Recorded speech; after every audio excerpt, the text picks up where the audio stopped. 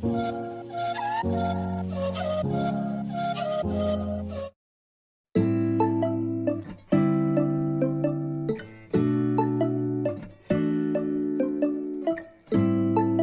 Everyone, welcome to my channel.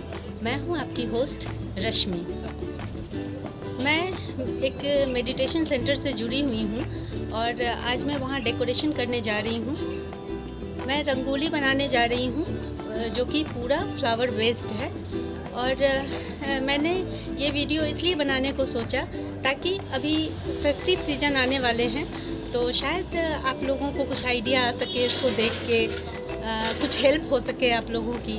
इसलिए मैंने छोटी छोटी सी क्लिपिंग्स डाली हैं, आप उसे देखें।